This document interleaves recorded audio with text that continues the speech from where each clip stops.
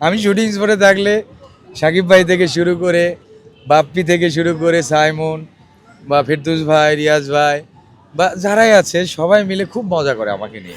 সত্যি কথা বলতে কি, পেজগুলো হ্যাক হয়ে যাওয়ার পর মুষড়ে গেছি। হ্যাঁ, একদম মনে হয় যে আমি স্ট্রোক করা অবস্থা। এর মধ্যে আমার ফ্যামিলি আবার বলতিছে, তোমার কোনো কথা নাই, আমরা ভাই তোমার ছোট ফ্যামিলি, তুমি তোমার বড় ফ্যামিলি চলে যাও। বড় ফ্যামিলি মানে এফডিসি, তুমি যাও এফডিসিতে সবার সাথে টাইম পাস করো, হ্যাঁ তাহলে তুমি একটু ভালো থাকতে পারবা।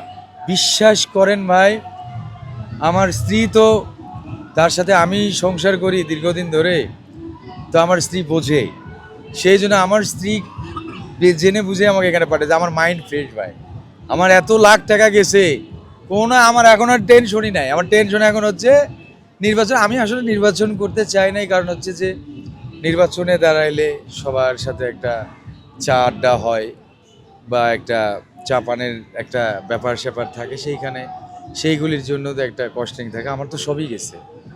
হ্যাঁ, আমার যেগুলি আছে, তা আমার একটা সুপার শপ আছে, আবার রিসেন্টলি কিছু জায়গা জমি কিনছি, ওই টাকা আসবে বইলাই, সেইটারও একটা ব্যাপার আছে। সেইগুলিতে আমি জিরো টলারেন্সেই ছিলাম। তবে আরমান ভাই, মুক্তি আপা আমাকে ডেকে নিয়ে গিয়ে অ্যাপ্রিসিয়েট করেছে। তোমাকে সবাই এতই ভালোবাসে যে তোমার একটা কথাই তারা গিলে, অন্য কিছু গিলতে চায় না। আসলেই তাই।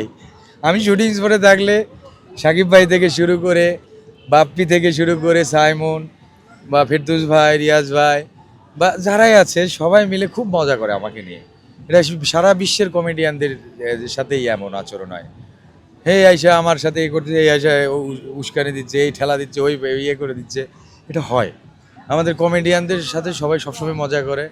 আর আমাদের শিল্পী সমিতির যত ভোটার ভাই বোন বন্ধুরা আছে, তারা সবাই আমাকে এত ভালোবাসে। আপনি কখনো পার্সোনালি জিজ্ঞেস করবেন চিকন আলী সম্পর্কে, তাদের ভালোর মধ্যে তো 2-4টা মন্দ থাকেই।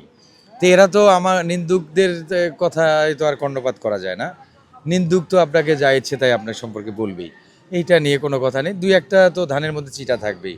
তাছাড়া আমাকে 90% আমার সংগঠনের শিল্পী কলাকুশলী ভাই বোন বন্ধুরা আমাকে খুব ভালোবাসে, আর তাদের ভালোবাসার খাতিরে আমি নির্বাচন করছি। আজকে আরমান ভাইয়ের পায়ে গিয়ে সালাম করছি, হঠাৎ করে সকালবেলা এসে সালাম করতে, কী হয়েছে?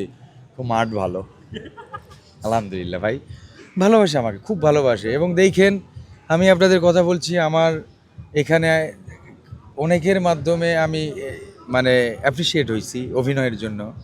যেমন আমাদের কালেখা ভাই যখন কমেডি করতো দিলদার ভাইয়ের সাথে, দিলদার ভাইয়ের মাধ্যমে অ্যাপ্রিসিয়েট হয়েছে। আফজাল ভাই, তারপর সুরজ বাঙালি ভাই, এছাড়া আমাদের ফাইটারদের মধ্যে বুলবুল ভাই কমেডি করতো দিলদার ভাইয়ের সাথে, ইনি এইভাবে করে। সত্যি কথা বলতে কি, চলচ্চিত্রের প্রতিটা মানুষকে আমি পুঙ্খানুপুঙ্খভাবে চিনি। কেন চিনি বলেন তো? আমি যখন একটা ছবি দেখতে যাই, পতাকা যে ওঠে, ওই জাতীয় সঙ্গীতের সময় আমি দাঁড়িয়ে যাই। সঙ্গীতের পর থেকে আগে কিন্তু 2000 না 95-এর পর থেকে 95-এর দিকে বিড়ির সিগারেটের বিজ্ঞাপন দিত হলের মধ্যে। এই সাবিয়া আপা, তারপরে যে আমাদের ওই নায়ক ভাইটা, উনি বিজ্ঞাপন করতেন, এইগুলি দিত। নাসির বিড়ির বিজ্ঞাপন, নাসির গোল, এগুলি বিজ্ঞাপন দিত, এটা দেখতাম।